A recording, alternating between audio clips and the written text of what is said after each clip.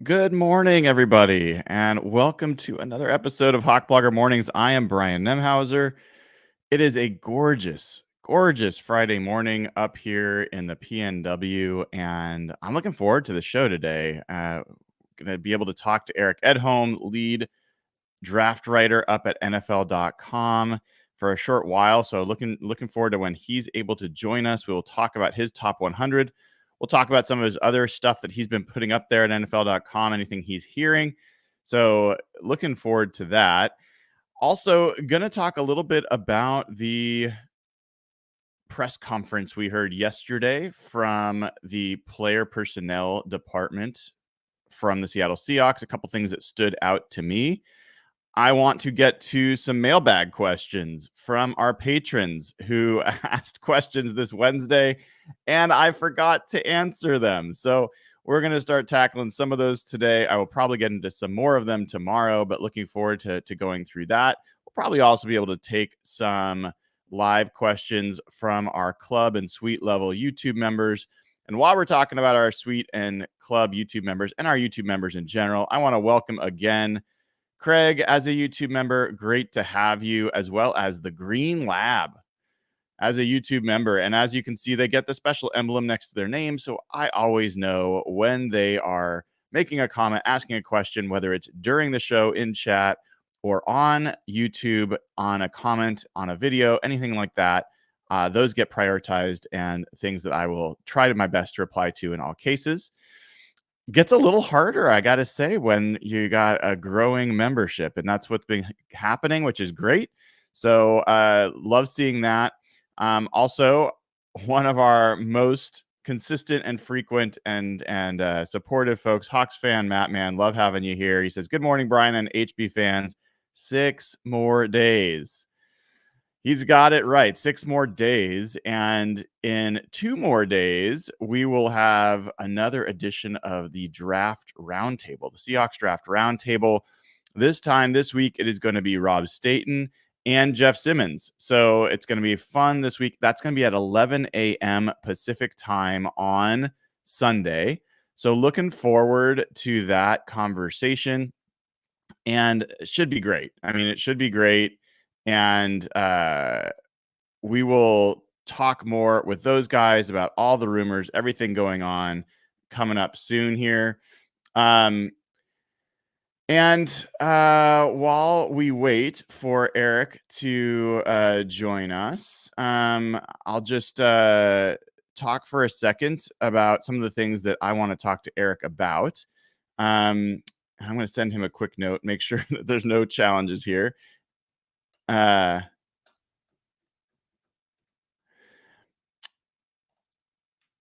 So Eric wrote a top 100 a week ago, and that was something that I, thought was pretty well done, and something that relative to other top 100 seemed to be making sense. There was also some interesting player movement in that top 100. We saw in his top 100, Jared Verse moving up quite a few spots, Byron Murphy creeping up to number 8.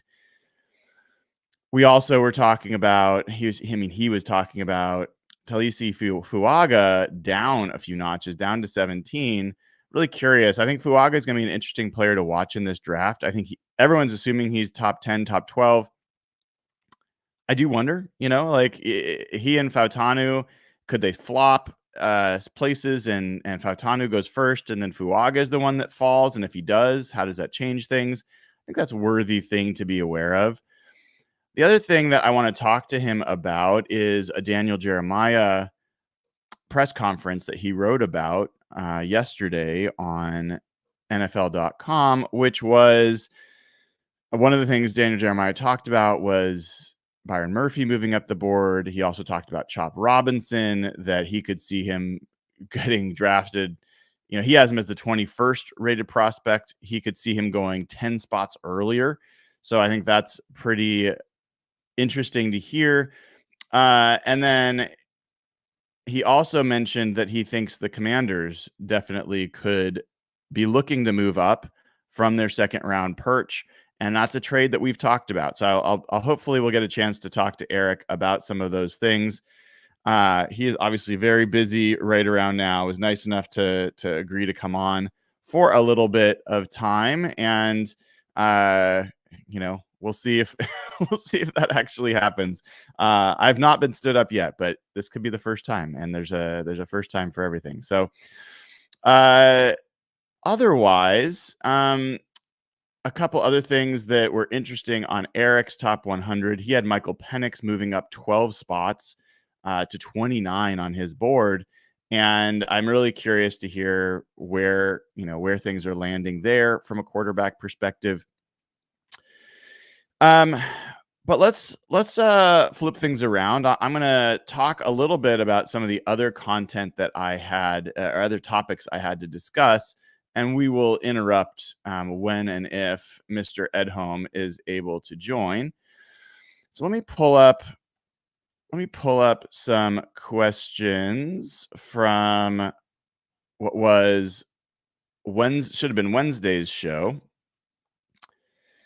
And we'll start with, whoops, let me get a hold of that. We will start with a question from Faz, F-A-Z, a patron at patreon.com/hawkblogger in the Slack channel. Get to ask questions every week for the Real Hawk Talk show. He says, what is your favorite and least favorite Seahawks draft moment? Brian is not allowed to say the words D and Eskridge for the least favorite. Gosh, all-time favorite draft moment. One of my favorite draft moments for the Seahawks was drafting Sean Springs and Walter Jones. I'm going to pull up Seahawks draft history to really jog my memory on this. But I believe that was like 97. No, yeah, 97. Yeah, so the Seahawks in 97 had the third and the sixth spot, and they drafted Sean Springs and Walter Jones, and these were just two of the most athletic, exciting prospects, and to have two picks in the top 6 was not common, and certainly not something that happens very often. So I remember that being a huge.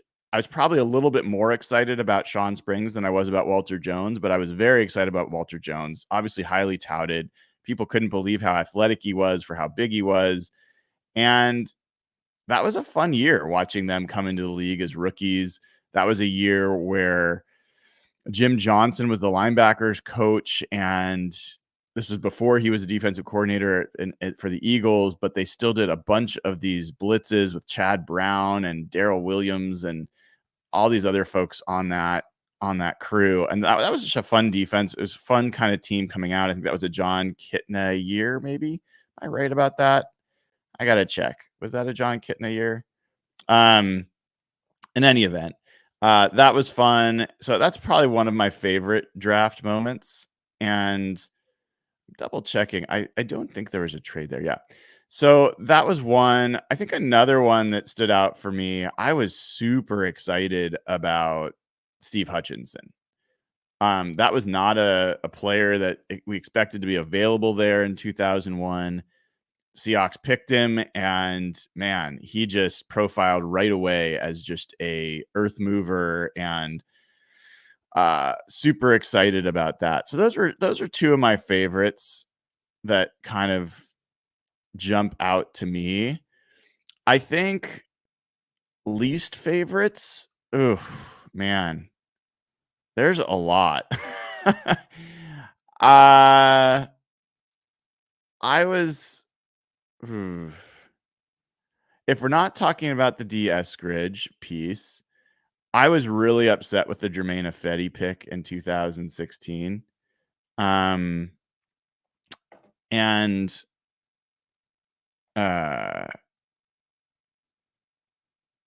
yeah, that was pretty disappointing.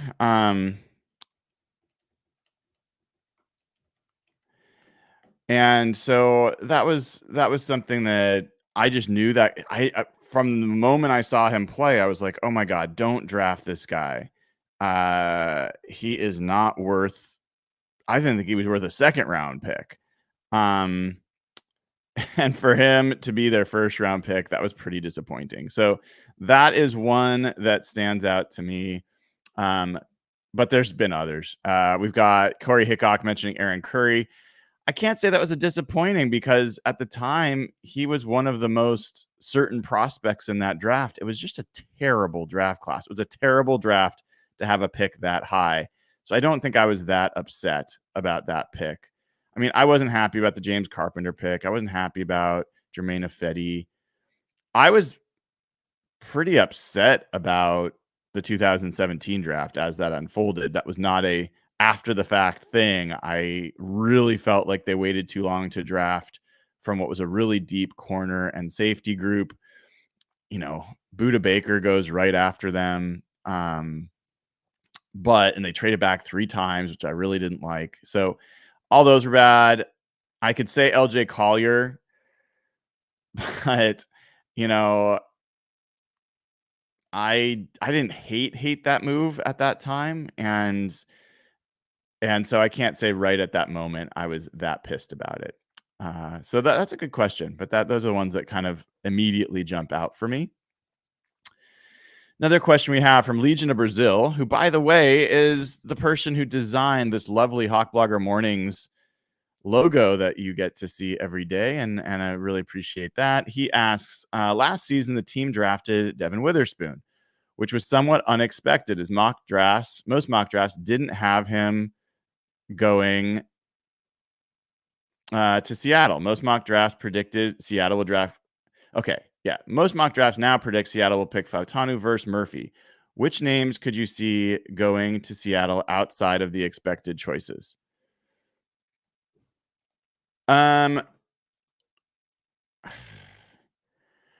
I think that the types of names that you could see going to the Seahawks, I mean, we've talked about some of them, so they're not that unexpected. I think Chop Robinson is a guy that could go to Seattle. I think, let's see if I pull up Eric's top 100. Yeah, there it is.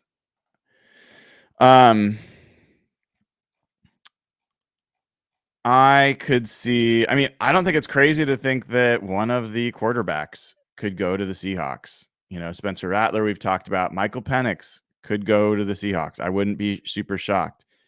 Cooper DeJean's a guy that early on I called out. I think that's an unexpected by most people. Now there's been enough conversation, but I was thinking about Mike McDonald, and I was thinking about the way that the Seahawks roster is set up with safety, and I think that Cooper DeJean, not to mention corner. I think corner is a sneaky potential need depending on what happens with Trey Brown next year. So I think he's a possibility. For a while, Graham Barton was not a guy we talked about. Obviously, he is now. Ricky Pearsall might be a guy I'd throw out there. So wide receivers, a name. I don't think first round, but he's a guy that I think is quite a good receiver, and he might be a guy the Seahawks pick earlier than expected. Another name that we haven't talked about maybe as much is Jordan Morgan, tackle who might profile better as a guard. Those are a few of the guys that I would potentially call out as possible sneaky Seahawks. All right, let's go down with another question. This is from Braxton. Who is a realistic selection the Seahawks could make at pick 16 that you would not be a fan of? That I would not be a fan of. Johnny Newton, I'm not a huge fan of. You guys know that. Chop Robinson is too early and too risky for me. So those are 2 that come to mind. But we're going to take a break from going through some of the mailbag questions to welcome in one of the guests that we're most excited to welcome this week, and appreciate that he was able to find a few minutes to do this, scrambling in the morning during the crush of the NFL preparation. Please give a hearty welcome to Eric Edholm, the lead NFL draft writer for NFL.com. How you doing, Eric? I show up with crazy hair. I show up 15 minutes late. I'm surprised you even still have me on the show. I apologize. You know, Eric, this is draft season. If you came in here calm, cool, and collected on Right. time, Good point. Right. Like if your hair was perfectly coiffed, I would think like this guy isn't into it. What's wrong with this guy? Where's the passion? Where's the commitment to the draft? Where's the frazzled nature this time of year? You know my type too well, right? I love it. Well, I know we got only a short amount of time with you. I want to make sure we use it well. But before we get into the nuts and bolts of the draft, I love to just people get to know you a little bit. So how did you get started in writing for NFL.com or getting into NFL writing in general? Yeah, I'm aging myself here, but I graduated from college, 99, worked at the Sporting News, spent a few years there, went up to Pro Football Weekly, and, of course, a hyper-intensive football magazine and online presence, and got my sort of first work in broadcasting there as well, and spent a while there, went to Yahoo Sports and ended up at NFL Media in, it would have been almost 2 years ago now. It was about June of 22, I guess. Yeah, my years are all sort of blending together here, but it's been a fun ride. I've loved it, and hyper focused on the draft kind of the last maybe 10 years or so, but I've always had an interest in it. It's always been something that, boy, since I was probably a freshman in high school, again, many years. So that's always been a fun thing for me. Well, it's a really cool gig to have for sure. And then thank you. To have a chance to write for publications outside and then to write for The Shield is a different deal. And yes. I'm sure there's some different editorial constraints that you're under in different places. And no doubt, if we had more time, I would, get into a little bit of that with you, but fascinating to see that. And really, again, appreciate you took some time this morning. So a couple storylines I want to talk about with you and also open it up if you have storylines you think we should be talking about. Sure. Obviously we're focused on the Seahawks, but you, you wrote, I think it was yesterday, about Daniel Jeremiah's press conference and some of the storylines coming out of that. And one in particular that caught my attention was the Commanders. And the Commanders sitting there at number 2, obviously, like very likely to stick there and draft a quarterback. But the lesser told storyline is they have picks 36 and 40. And Jeremiah was talking about potentially them moving up into the teens. And there's a team here in Seattle that has a pick in the teens to draft a offensive tackle. So let's talk a little bit about that. What do you think there's smoke there, or do you think there's actual fire there? Yeah, no, I think it's real. In fact, it's funny. Before Daniel said that, I hadn't heard any specific buzz on it, but on my last mock, I guess I'm trying to, again, everything kind of bleeds together here this time of year. But I sort of thought, if you're going to take the new franchise quarterback and you look at the depth chart and look who they have, it's easy to say, look, you're going to put him in a bad spot. How many teams have made that mistake before where, hey, we got our new quarterback. This is the most exciting day of the year. And then the surrounding cast. We always talk about fit, right? Fit matters. Scheme, protection, playmakers, it all blends together. It's all part and parcel of the right thing. And if you think about 34, the mid 30s to the 40s, it's kind of a no man's land for offensive line, especially offensive tackle. I think you can find a guard or maybe a center there. But if you want one of those anchors, you probably have to get up as high as the teens and maybe as late as the early 20s, mid 20s, something like that. So that I just thought, all right, I'm going to use those picks and mock a trade up. Then Daniel mentioned, I felt, like reinforced here. Okay, I came up with an idea that made some sense. That's a good thing, right? So I was happy he said that was indeed something that's been discussed. And whether it's Seattle at 16, whether it's as high as a team like Denver, you think about what their needs are with quarterback, and do you consider one of those guys at 12? Maybe not. So there are a bunch of teams in that range, in the teens and maybe low 20s, that I think would be very interested in such a deal. Yeah, we've been going through and obsessing about what the Seahawks should do and what they will do with that 16 pick. And Yep. w- there's this hope at one point that maybe they'd trade into the mid 20s and a guy like Graham Barton might still be around. Now it's feeling like he might go a little bit earlier, and it actually feels like the no man's land is 20 to 32, and the Seahawks might actually be in a better position to either stick at 16 or to take a trade like the Commanders trade and add Yep. more top 100 picks, because there's quite a few gaps on the Seahawks roster, at least in terms of being excellent. You and the last mock draft you did, which I got to say, Eric, it's been a little while. It's been like March 29th. When you and I started talking, I have like 2 sentences left of my intro on my next mock to file. So I'm just teasing it. I'm just throwing it out there that yes, you have old information, but soon enough you'll have the good stuff. Cannot wait for that. The last mock you did, you had Troy Fautanu going to the Seahawks. And I like to always ask folks when they do these mock drafts, what's your style of mock draft? Are you predicting who you think's going to go? Are you doing it based off of who you think should go? Are you doing it based off of, rumors and inside information? Like, how are you approaching your mock drafts? Yeah, absolutely. I mean, every single team and every single pick, and obviously there's like the chaos theory at work here, right? A butterfly flaps its wings in Tokyo, and there's a tsunami in LA. Like one pick can obviously change everything, but it's more often than not, like 95% of the time, it's not about what I think they should do. I've done it before where I've said, here's my mock. Like if I was the GM of all 32 teams, here's how I'd approach it. But these days, most of the time, these picks are coming from here's what I think could happen. And there's not one answer, right?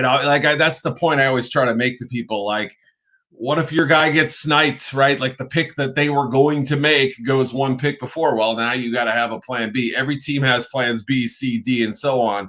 So, people saying that won't happen. Well, it could, right? And there are times, obviously, like I said, when I don't necessarily have intel on a player or a pick, and I'm trying to think, would they make sense? He hasn't visited there.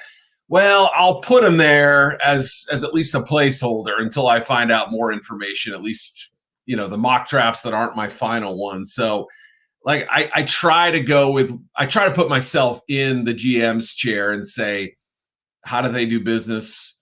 What are their concerns? What is their type of player? And what makes the most sense here, given what they have and don't have, trading up, moving back, staying put, whatever. So that's kind of my philosophy. And Troy obviously, fits a need. There's a geographical connection. Ryan Grubb's there. There's a lot of boxes that would check that one off, I think. Yeah, it's probably the most commonly mocked player to the Seahawks. There you go. Okay. I didn't know that, but yes, that makes sense. I would say, yeah, based on what we've seen. So are there other players that you've heard, are other rumors or thoughts you're hearing about who might be in the mix for Seattle at 16? Yeah, you keep hearing offensive line a lot. I think a pressure player up front would also make sense. I think, some sort of D lineman edge player would all. I know that's they've dipped into that position in the past, but you have Mike McDonald taking over and maybe wanting his style of player. I mean that's often what you see is when defensive schemes change. You have a guy come in and say, look, this guy doesn't really fit what we do. We'll work with him now, but let's start drafting players who do fit that thing. And obviously, I would say if Byron Murphy was there, I'd be tempted. If he's, I think he's, obviously I think in the last mock I may have had him 18th, but conversations I've had have suggested that maybe he's not going to be around that long. I don't know. Again, it's you're hoping on one or two teams that you hear connected to him, pulls the trigger and you sound smart. But again, another edge. I think there are a few guys that could be in that range. Maybe a Chop Robinson or a Jared Verse, depending on what kind of end they want. They're two different guys. I think Dallas Turner's probably gone by that spot, but you never know, So Mhm. I guess the one total wild card that I didn't make in this mock that's coming up, but could they quietly, just if things break right and there isn't that obvious choice for them, is Michael Penix on their radar at all? That's the question I don't have an answer to. And I wouldn't totally rule it out. I don't think it's option B1, but I wonder. I wonder if he's not somebody that they would consider. Yeah, yeah, we definitely have the same questions. You mentioned Byron Murphy, and I have a favor. I know we're just meeting each other for the first time. I like a favor Yeah. to ask, which is, can you please start spreading the rumor that he has brittle bone disease or something that will cause him to go the opposite direction on the draft board? Would you do that for us? Yeah. I can try. I can try to just throw out some red herrings, some phony rumors, some misdirection here. He is fun, isn't he? I mean, I know we all kind of fall in love with that undersized 3 technique who just wheels his way and outquicks his guards and things like that. I mean, especially with Aaron Donald leaving the league, we're missing that guy. Or like we need more of that talent. There's 2 pretty good ones who fill that role in this draft, but. DJ had another interesting thing to say on that call too, which reinforces, what I've heard in other forums, which is you look around the league, there just aren't that many talented D tackles in this world. There just aren't that many people who can play that position effectively. And to me, that just boosts up the value of guys like Murphy, Johnny Newton, maybe even a Braden Fisk. He's a different type of player, but it's like one of those things, supply and demand. I mean, the demand is through the roof and the supply isn't that great. So to me, that increases their value pretty well, I would say. Yeah, that was one of the things I talked about with our listeners last year when the Seahawks had number 5 overall and the Jalen Carter rumors were swirling. And I went through and demonstrated, showing folks there are fewer high-level defensive tackles than there are franchise quarterbacks. Like I agree. There aren't that many of them, and so when you get a chance, it's hard to pass one up. Do you know with Byron Murphy, other teams ahead of the Seahawks that might be logical landing spots for him? Good question. I think the first spot, it's not one that I've heard a lot of people say, but it to me makes sense, would be Atlanta. Now that's pretty high, and there's been some chatter they might be willing to move, flip picks with the Bears or Jets, slide down a small amount. I don't think they're, the chances are they're either staying there or staying relatively close to there. So, that 8 to 10 range is probably the ceiling for how high he could go. Maybe the Bears, Matt Eberflus has been talking about a 3 tech for 2 years now, so that could possibly be a landing spot. And then I would maybe say 18 with the Bengals would be the floor, assuming the Seahawks and other teams don't look at him. And so, or pass on him or have another guy that they have rated slightly higher, a bigger need, whatever you want to say. But that's my guess. If I had to say, it would be like 8 to 18 would kind of be the range for him. Newton's a little more interesting in the sense that he's been hurt. He hasn't, had the full pre-draft experience. And I think he just recently worked out. I haven't honestly even heard the results of that yet. But, I think he's got a chance to be a late first for that very same reason. And if you watch his tape, he's a blast. I mean, he's a scheme wrecker, but both those guys, you're so close to the ball. I mean, that's the closest to the ball of any defender, theoretically, are those 2 inside guys. And if they have that quick first step and they have that destructive ability up front, it's a short path to the quarterback, the running back, or whatever the heart of the play. And I think that's where teams look at a player like that and say, I'll deal with the shorter arms and the smaller build, because in Atlanta I'd pick just because Raheem had, both Kobe Turner and Aaron Donald last year on the field quite a bit together.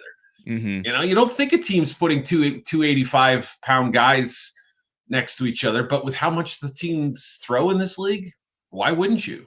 Yeah. Do you have time for a couple more questions about a couple more Sure. players? Yep. All I right. got a hard out in about 10 minutes. Yep. Oh, cool. We will get you out here before then. Tavondre Sweat, a Yep. player that on your last top 100 was 53. He was dropped 15 spots after the DWI arrest. This guy, where do you see him? Like, where do you see him falling in this draft? Is he a day 2 guy still? Is it possibly slips all the way to day 3 into round 4? Like, where do you see him? Yeah. So sort of how the baby was birthed. This news was breaking as I was working on my top 100 list, and I had already dropped him a little bit. I don't think 15 spots, but let's say 4 or 5. I'd heard some character concerns before that and some other stuff. Obviously, the conditioning is a big deal. He, refused to weigh in at one point and was. I had heard there was some difficulty with some of his pre-draft stuff or whatever. But there are other people say he's a good kid. They say he's just you just sort of in need a little direction. Now the timing of this arrest is not good, right? I think he was a player who was trending towards round 4 anyway. Prior to that, I don't know that he would have gotten that far. But when I started asking people about a top 50 selection, I got some no's. Like I can't see it, even with the mass, even with who's the guy? I'm blanking. The Eagles took in round 1. Jalen Carter?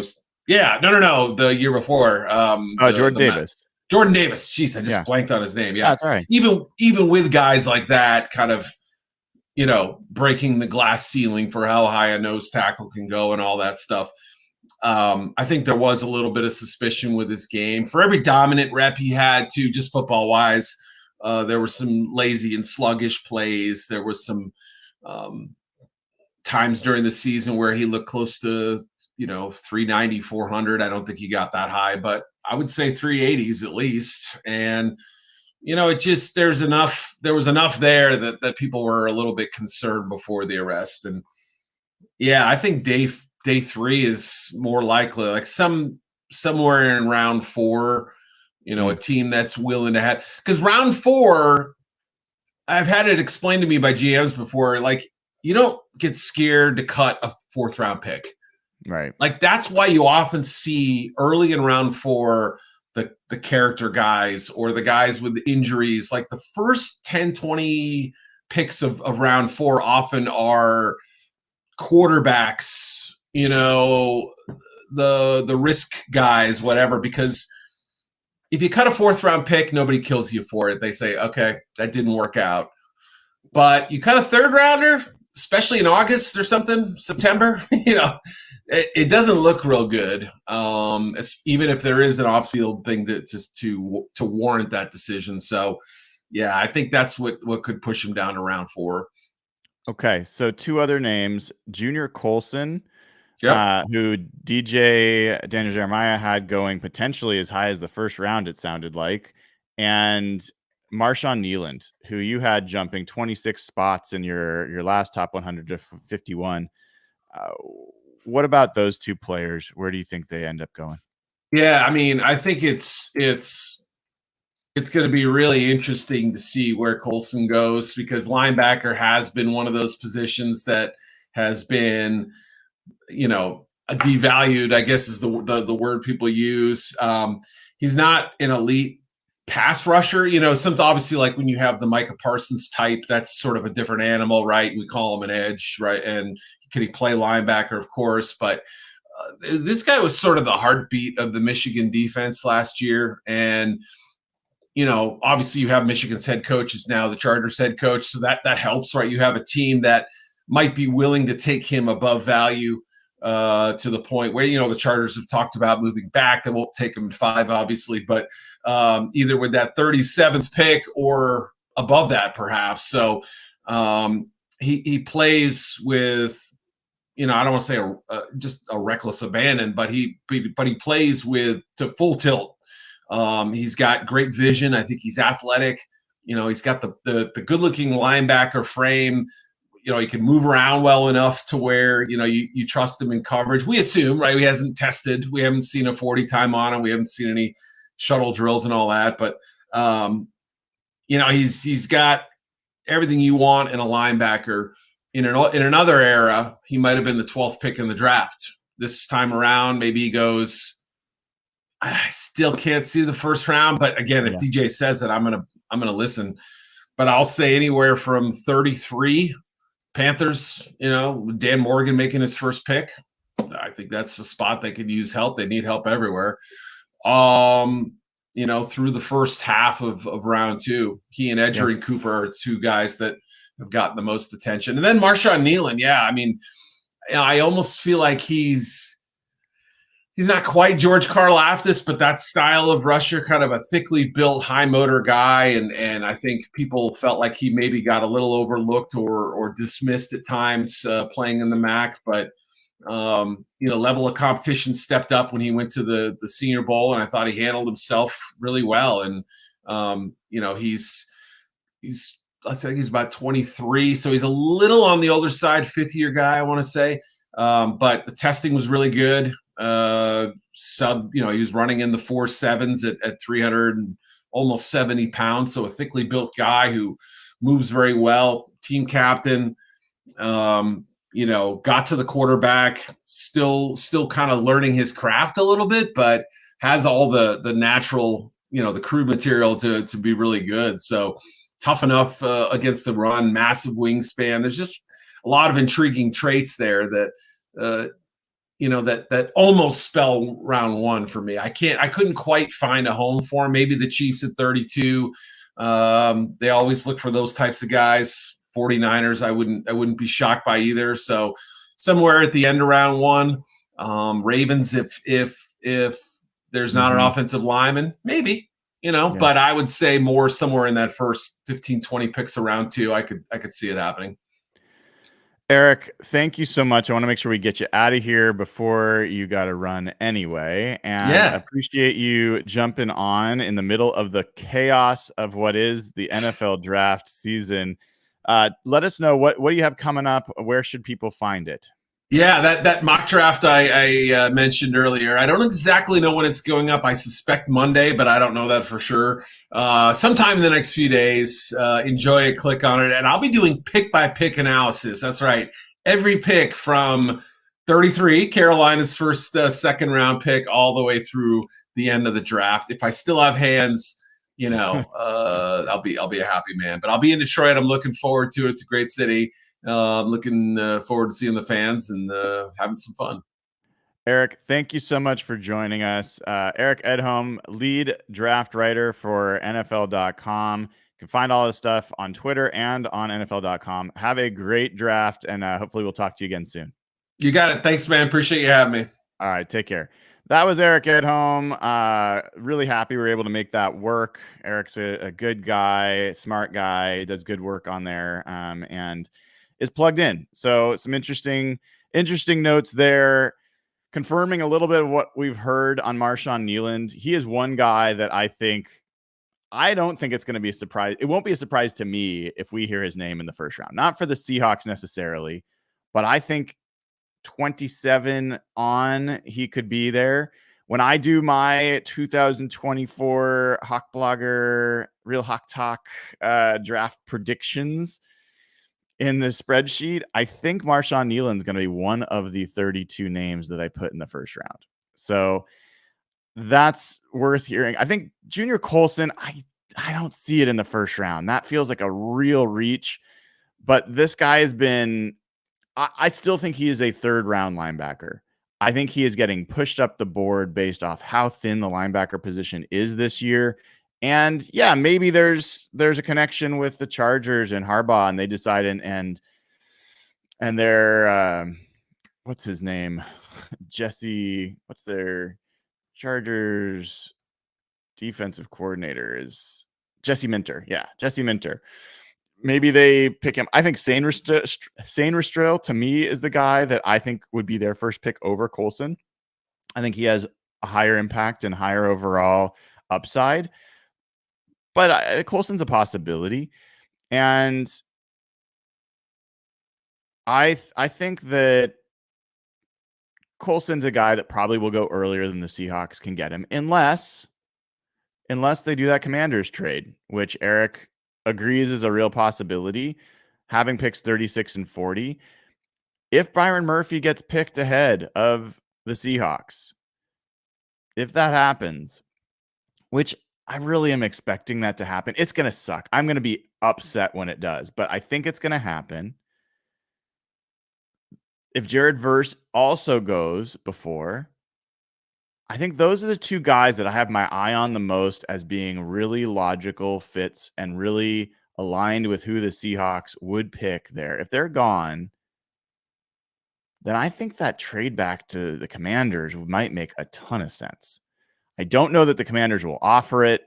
I don't know that Schneider will take it, but I really, when we did our mock draft run-throughs Wednesday night, only focusing on trade backs, that was really the only one that I liked.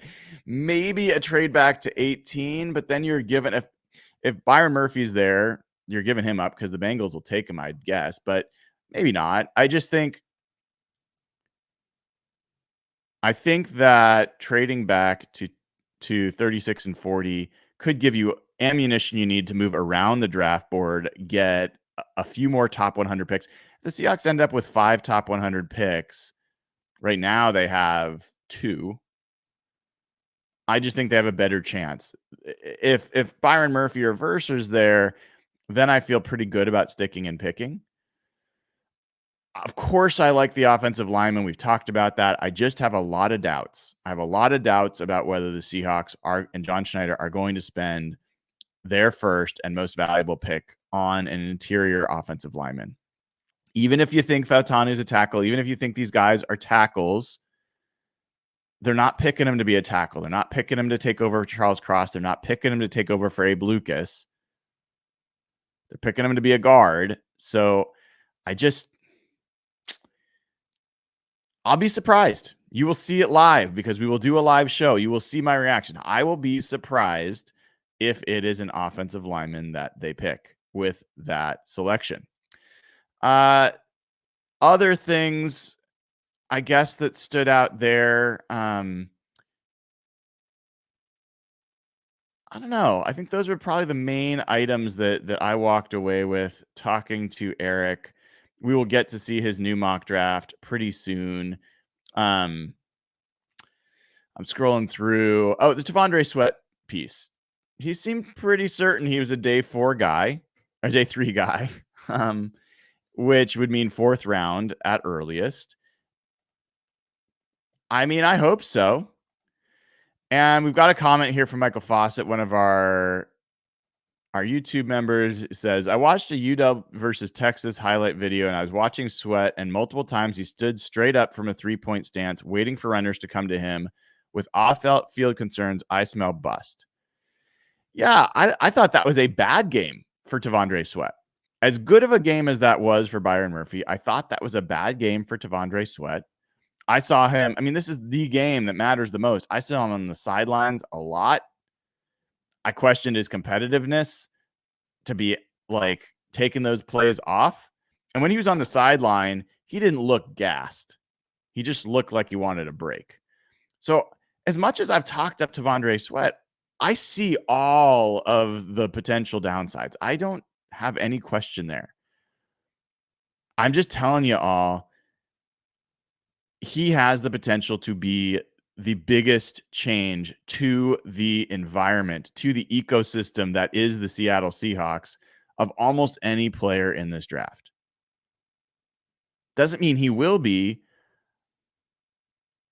but just existing with his size and power in the middle of that line will change the probabilities of the Seahawks being able to win each and every Sunday in a good way. I believe that. Even with the questions that are out there, I believe that he has the chance to really impact the team in a positive way. One of the things I wanted to bring up relative to that is I was thinking like, oh man, one of the real questions for Tavondre Sweat is, okay, once he gets the money, is he going to even be worse in terms of these character concerns? Well, that is one of the less discussed upsides of NIL, Devondre Sweat's already got the money. He's got $600,000, I think is what I found looking around. He's already made a decent amount of money as a college kid. And yes, there's been some concerns, but it also didn't stop him from having his best year as a senior, winning the Outland Trophy, having a really great final year, and also being able to cut weight at the NFL Combine, weighing 366. Yes, people talk about the fact that he didn't weigh in at the Senior Bowl. He did weigh in a few weeks later at the Combine, and he weighed in at an acceptable weight, a good weight for him. He ran really well. And you could say, oh, well, he just got ready for the Combine, whatever. Well, guess what? Jalen Carter didn't get ready for his pro day. He couldn't even finish a bag drill at his pro day. And he was picked top 10 and was almost Defensive Rookie of the Year. So at least Sweat has demonstrated, and he can be motivated, that he does something interesting. So that's kind of a couple thoughts on Devondre Sweat. I will get back to the mailbag questions in just a bit, but I wanted to cover a little bit about some of what I heard that stood out to me in the Seahawks press conference yesterday, where they had the different members of the player personnel group up there, guys like Trent Kirshner and so forth. And for the most part, those guys didn't give anything away, as they shouldn't. The things that they did say that stood out to me, one, when they really have been pressed multiple times about, John Schneider has as well, how does Mike Macdonald's scheme change things? Well, they say it doesn't. Football is football, and there's only so much football you can evaluate. And if he's a good football player, blah, blah, blah. To some extent, I get that. To some extent, it sounds like arrogance. To some extent, it sounds like deflection. Because a few comments later, or questions later, they're like, it was something about evaluating players, and one of the first 2 or 3 things that they talked about was scheme fit. Which, of course, I mean, it's part of the evaluation, so of course it should affect things. But more importantly, the thing that they said, I can't remember how the question was phrased, but when pressed, they said one of the things that stands out about Mike Macdonald that he looks for in his players is flexibility, adaptability, being able to play them at different positions.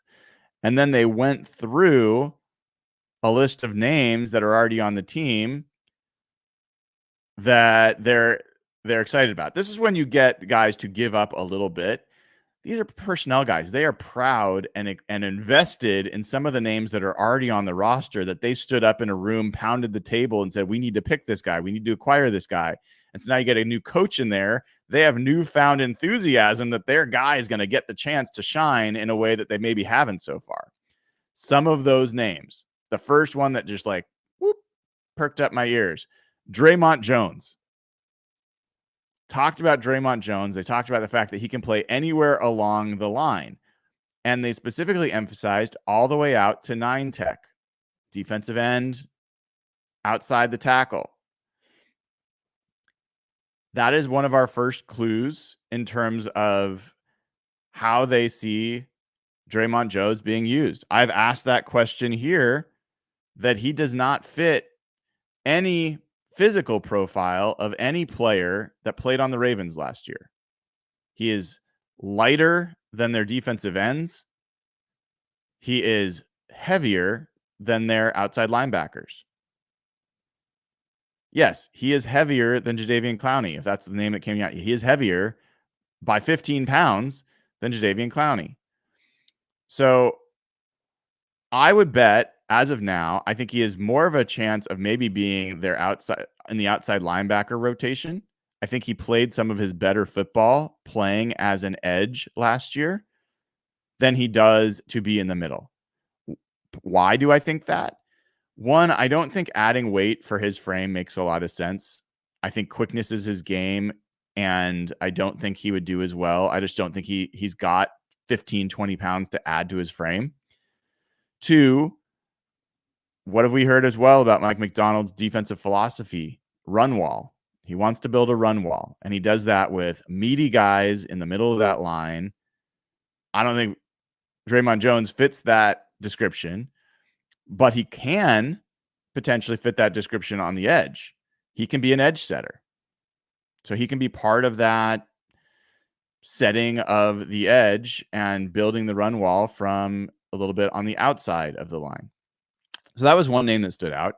They also talked about, that was part of why Leonard Williams was a top priority, is his ability to play all along the line. That wasn't a surprise. We've talked about it on this show. But again, worth understanding that this is something that matters to Mike Macdonald.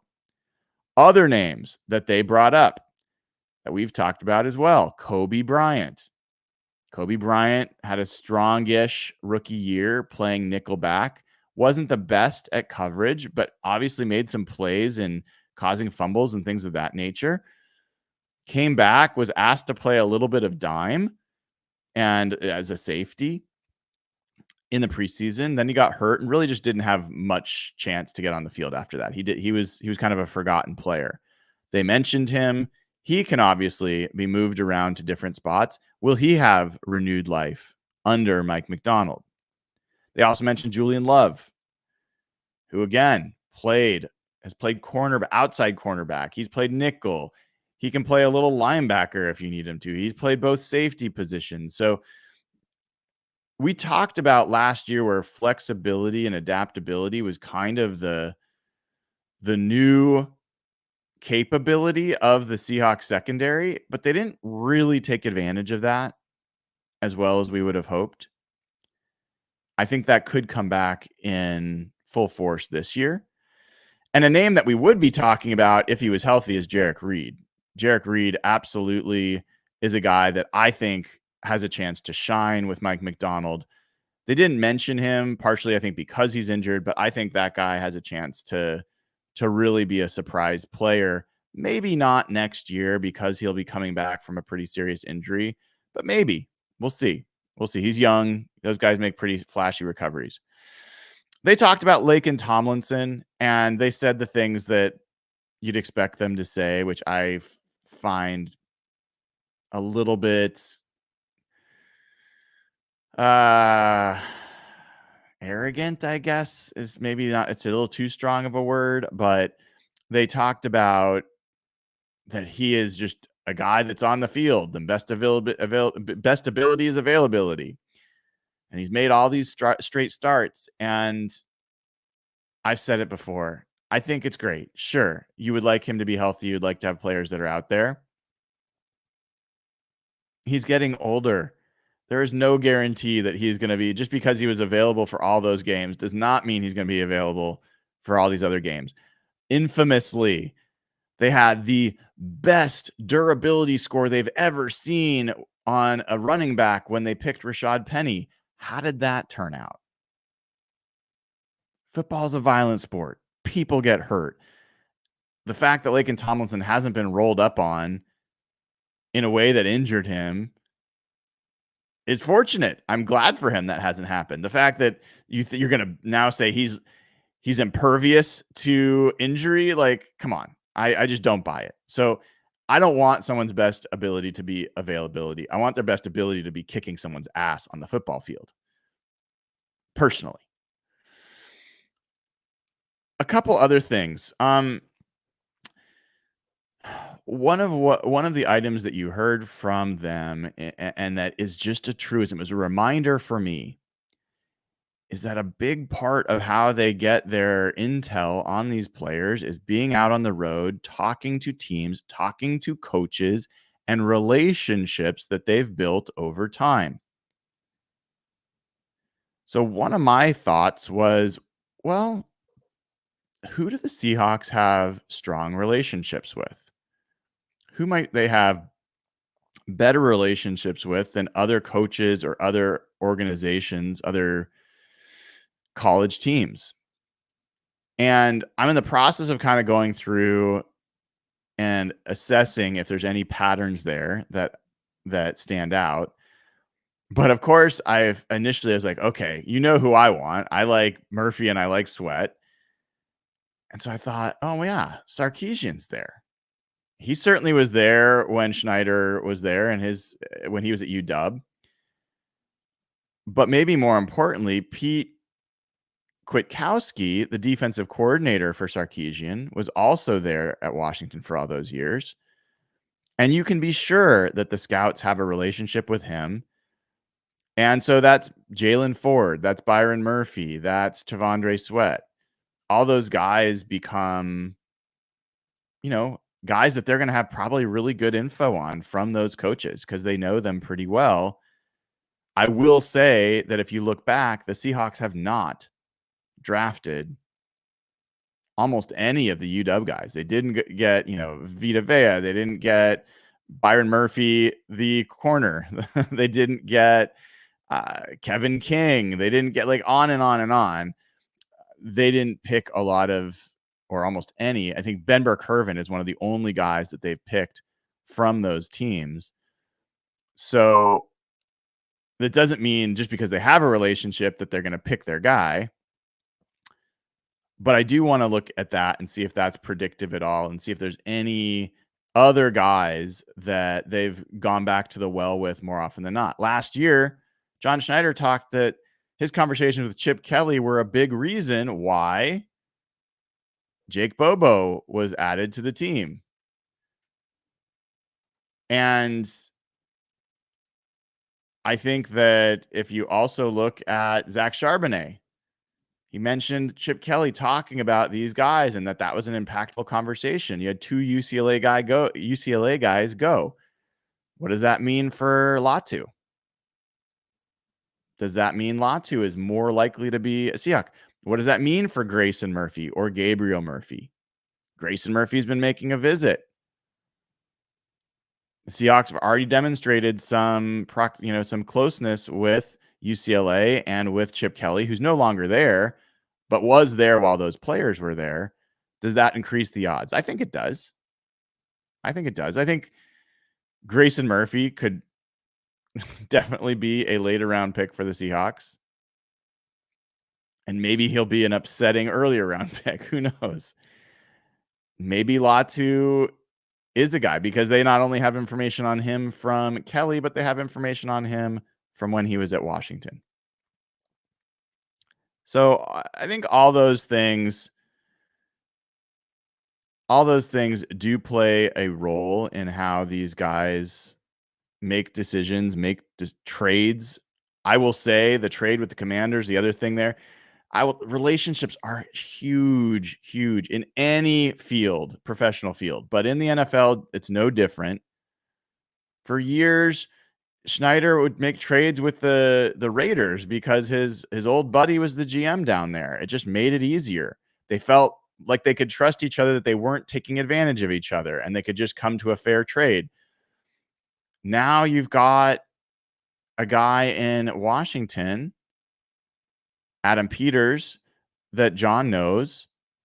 You've got Dan Quinn there as well, who John obviously knows. And there's relationships.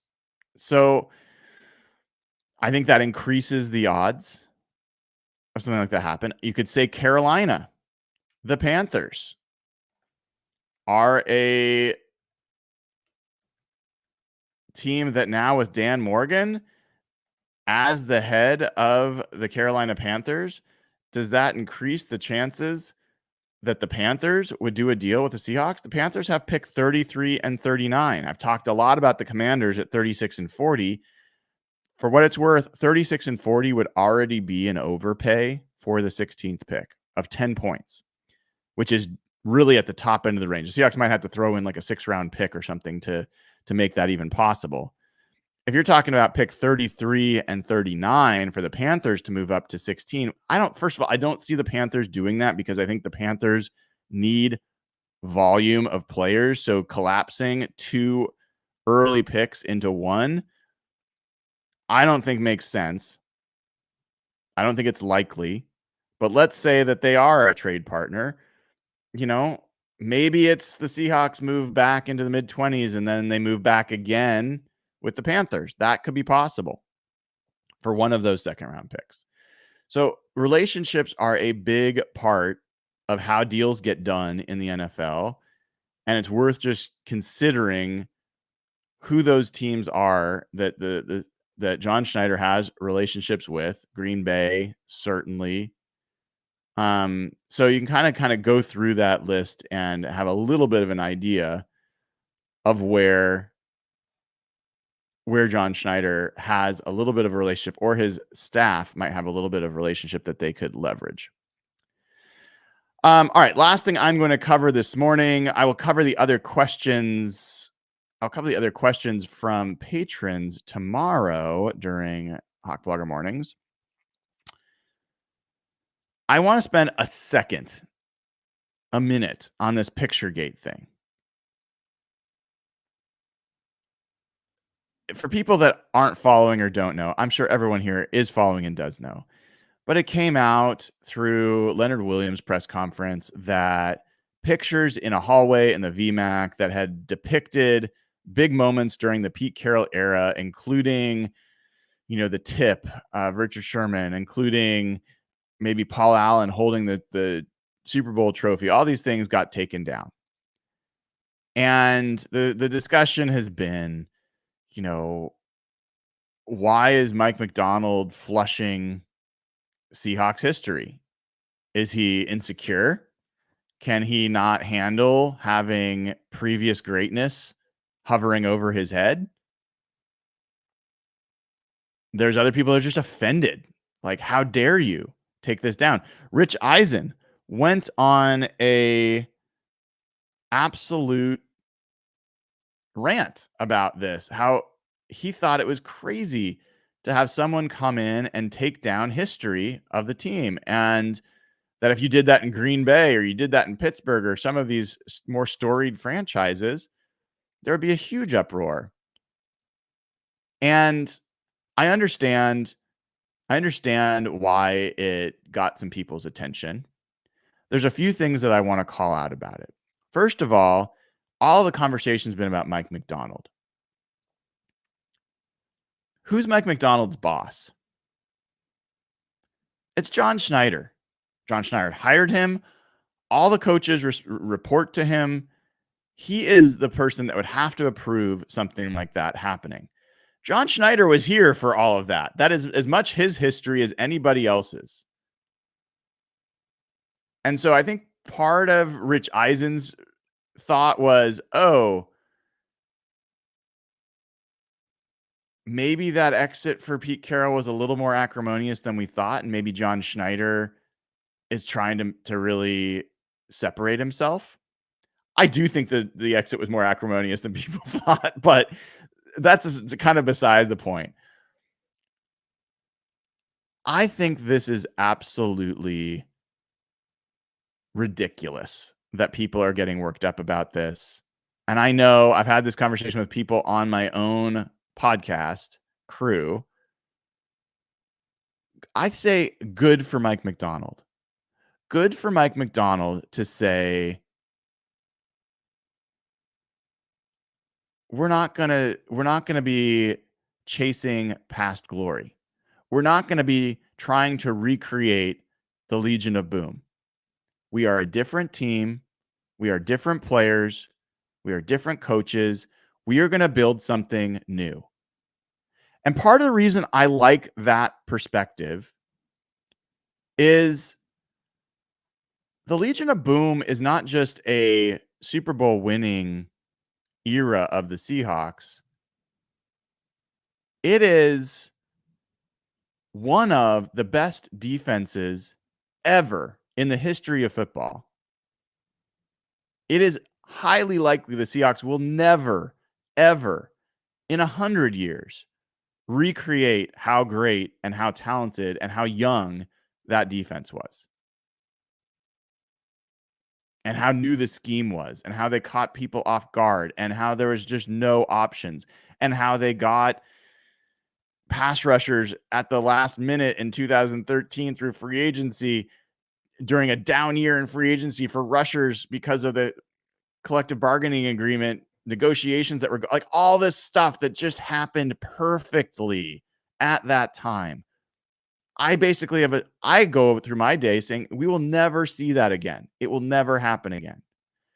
And yet a lot of times we get these comparisons between, well, like, is it going to be like Cam Chancellor? Is it going to be like Earl Thomas? And I get that. We're Seahawks fans. Of course, we're going to compare to our greats. But I also believe that teams, franchises can get lost in their history, can get lost in almost feeling like the way it happened a lot of times, even past 2013, is the Seahawks would draft players and they were talented players at times, but they would feel like they weren't capable of competing with the guys that were starters, that there was no point because they were not going to beat out Earl Thomas. They were not going to beat out Bobby Wagner. And I want this version of the Seahawks to make their own names, to write their own narrative, to write their own stories. Having those pictures on the wall wouldn't have kept them from doing that. But there is something about nature abhorring a void. Create a void. Create space for new stories to be written, for new legends to be born. And don't just stand on past business. Make it a new thing. And so I don't think it's permanent. I just don't think I frankly am pretty annoyed about the fact that that became a story. But mostly it's not about the even the reporting of it in this case. I'm a little bit annoyed. There is a group of a portion of the Seahawks fan base that seems to be really clinging to the Pete Carroll era and is struggling to let go and struggling more so to embrace the Mike McDonald era, the getting rid of the basketball hoops, the taking down of these pictures, whatever. I see it as a young, really smart, very confident first-time coach coming in with a strong point of view about how he wants to lead and how he wants the culture to be built. I think that's great. And there are people that hilariously talk about me as being this Pete Carroll hater, which if you've been a fan of this podcast and my blog for any amount of time past the last year or two, you would know that I have been a staunch Pete Carroll defender. Even when people on my own podcast, Evan, Nathan, Jeff at times, were just hammering Pete Carroll, I was standing right in front of him, taking those arrows because I believe in who Pete Carroll is as a person, who he's been as a coach, how rare of a combination of skills he brings, how lucky we were to see him in Seattle, all those things. I love Pete Carroll. It was time, folks. It was time for him to leave. It was absolutely time. And this idea that just because we love Pete Carroll, that we're going to put up with absolutely bullshit football teams that cannot play defense. I've said it a million times. I am a fan of the Seahawks. I am a fan of the team, first and foremost. That comes before players. That comes before coaches. That comes before general managers. That comes before owners. I am loyal to the team. And I don't pay money to watch the team play and do all this stuff I do around the Seahawks just to be happy with some kind of entertainment. Like, this isn't an entertainment thing for me. I'm like passionate. I want this team to be the best. I want them to lift trophies. I want the city of Seattle, the community of Seattle, to be able to enjoy greatness. And the same way that as much as Matt Hasselbeck was one of my favorite Seahawks ever, he was not always going to be here, and you got to move on. Like Pete Carroll, the same way, one of my favorite coaches ever, but it was time. And so I just really hope the kind of curmudgeonly folks let go and embrace what's coming and give Mike Macdonald the chance that Pete Carroll got when he started.